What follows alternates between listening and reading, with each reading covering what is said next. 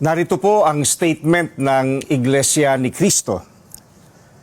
Hindi tutol ang Iglesia ni Cristo sa pagpapatupad ng batas.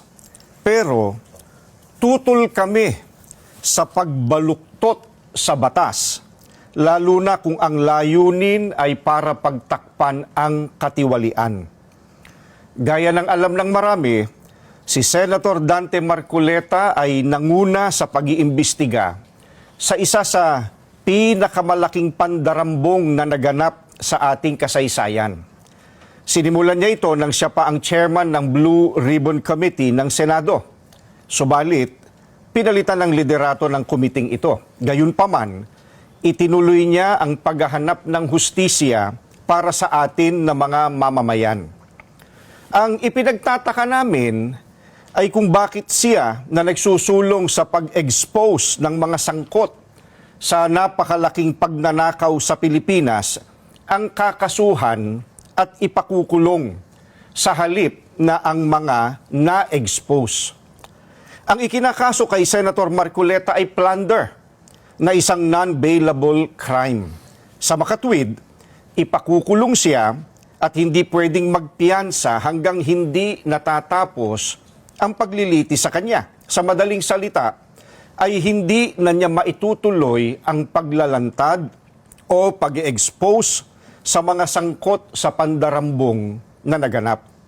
Pero, paanong naging plunder ang pagtanggap ng campaign donation o campaign contribution? Hindi naman galing sa kabangyaman ng Pilipinas ang tinanggap niyang donation mula sa mga sumuporta sa kanyang pagkandidato bilang senador. At mismong ang COMELEC ay naglabas na ng desisyon na walang krimen na naganap sa pagtanggap niya ng campaign donation. Sinusuportahan ng Iglesia ni Cristo ang itinataguyod ni Senator Marcoleta dahil ito rin ang posisyon namin. Nananawagan kami para sa transparency, accountability, justice, and peace. Kaya, nais naming iparinig sa mga kinauukulan na kahit ipakulong nila si Senator Marcoleta, ay hindi kami titigil sa paghingi ng katarungan para sa mga kababayan natin na ninakawan. Gusto naming ipaalam sa kanila na isang injustice ang selective justice. At hindi kami mananahimik sa harap nitong napakalaking pagyurak sa katarungan na hinihingi ng ating mga kababayan. Yan po ang statement ng Iglesia ni Cristo. Narito po ang statement ng Iglesia ni Cristo. Hindi tutol ang Iglesia ni Cristo sa pagpapatupad ng batas.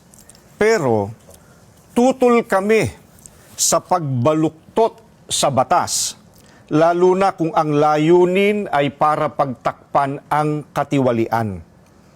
Gaya ng alam ng marami, si Senator Dante Marcoleta ay nanguna sa pag-iimbestiga sa isa sa pinakamalaking pandarambong na naganap sa ating kasaysayan. Sinimulan niya ito nang siya pa ang chairman ng Blue Ribbon Committee ng Senado. Subalit, pinalitan ng liderato ng komiting ito. Gayunpaman, itinuloy niya ang paghahanap ng hustisya para sa atin na mga mamamayan. Ang ipinagtataka namin ay kung bakit siya na nagsusulong sa pag-expose ng mga sangkot sa napakalaking pagnanakaw sa Pilipinas ang kakasuhan at ipakukulong sa halip na ang mga na-expose. Ang ikinakaso kay Senator Marcoleta ay plunder na isang non-bailable crime.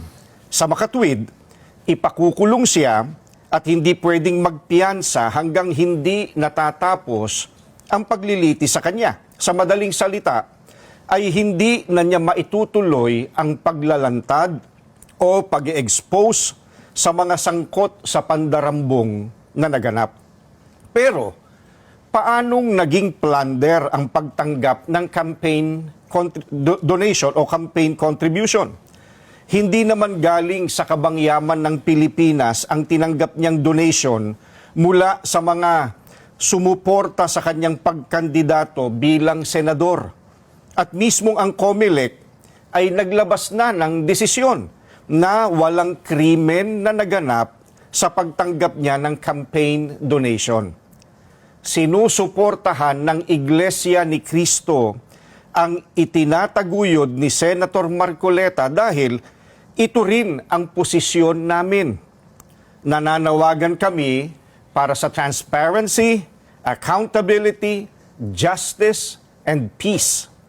Kaya, nais naming iparinig sa mga kinauukulan na kahit ipakulong nila si Senator Marcoleta, ay hindi kami titigil sa paghingi ng katarungan para sa mga kababayan natin na ninakawan. Gusto naming ipaalam sa kanila na isang injustice ang selective justice. At hindi kami mananahimik sa harap nitong napakalaking pagyurak sa katarungan na hinihingi ng ating mga kababayan. Yan po ang statement ng Iglesia ni Cristo. Narito po ang statement ng Iglesia ni Cristo. Hindi tutol ang Iglesia ni Cristo sa pagpapatupad ng batas. Pero tutol kami sa pagbaluktot sa batas, lalo na kung ang layunin ay para pagtakpan ang katiwalian. Gaya ng alam ng marami, si Senator Dante Marcoleta ay nanguna sa pag-iimbestiga sa isa sa pinakamalaking pandarambong na naganap sa ating kasaysayan. Sinimulan niya ito nang siya pa ang chairman ng Blue Ribbon Committee ng Senado. Subalit, pinalitan ng liderato ng kumiting ito. Gayunpaman, itinuloy niya ang paghahanap ng hustisya para sa atin na mga mamamayan. Ang ipinagtataka namin ay kung bakit siya na nagsusulong sa pag-expose ng mga sangkot sa napakalaking pagnanakaw sa Pilipinas ang kakasuhan at ipakukulong sa halip na ang mga na-expose.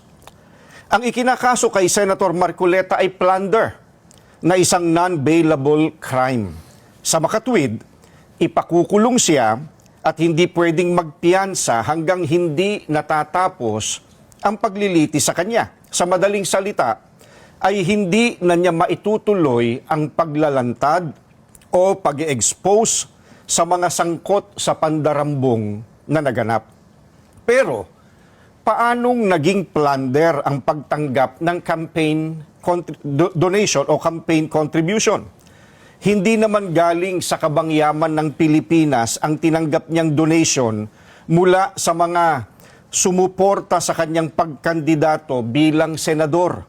At mismong ang COMELEC ay naglabas na ng desisyon na walang krimen na naganap sa pagtanggap niya ng campaign donation.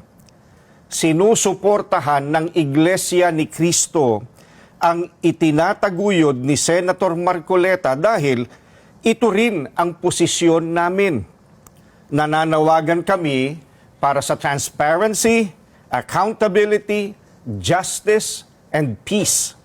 Kaya, nais naming iparinig sa mga kinauukulan na kahit ipakulong nila si Senator Marcoleta, ay hindi kami titigil sa paghingi ng katarungan para sa mga kababayan natin na ninakawan.